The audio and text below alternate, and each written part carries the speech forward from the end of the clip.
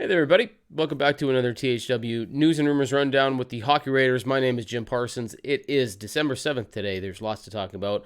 A follow-up from our last video as well. We're going to be talking about Vancouver, the Oilers, the Blues, a number of teams. So let's get right to it for December 7th, 2022. Let's give a quick update on Brock Boeser out of the Vancouver Canucks. Obviously, we reported that Elliotte Friedman had said that the Vancouver Canucks gave Brock Boeser permission to seek a trade with another team.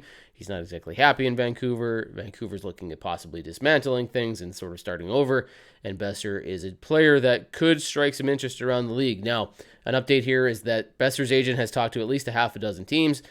There are teams now kind of taking stock of where they're at with this if they want to get into the bidding war on a Brock Boeser. There's also reports, obviously, that Vancouver might have to take less than they'd like to take just simply because of his contract and the concern there. He's got some term left on it. He's struggled a little bit this season, so we'll see where this all goes. But Boeser is getting some interest around the league. The team, the player and his agent have talked to a bunch of different teams already, so there's going to be action here. This is going to be a player that could potentially get moved here this season, and Vancouver's willing to do that.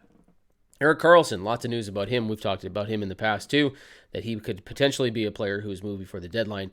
Still keeping in mind that Karlsson has all the leverage here. He's got the sway, the pull, the right to shoot down any trade that he wants to. But Darren Dreger of TSN is now reporting that the Edmonton Oilers are kicking tires on this one. I don't know how realistically the Oilers pull this off. They don't exactly have the cap space to do it. You would have to move out someone like a Tyson Barrie, a Jesse Puljujarvi, another first-round pick, if not two first-round picks, according to David Staples of the Edmonton Journal.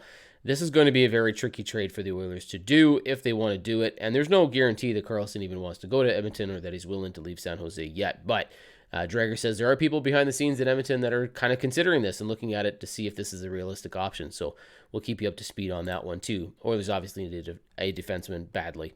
Nathan MacKinnon news, he was injured for the Colorado Avalanche. Wasn't sure how much time he would miss. They said, Coach Jared Bednar said he would miss some time, but now it looks like 4 weeks. So this is going to be an injury that on a Colorado Avalanche team riddled with injuries already, they're missing 5 of their top 6 forwards. MacKinnon going down does not help them at all. They're going to have to try to figure this out because the Avalanche can't take advantage of LTIR, and none of these players are out long enough to have the cap hit only count in the playoffs. So they're going to have to do something. Not sure exactly what they'll do to stay afloat here, but they are decimated by injuries right now.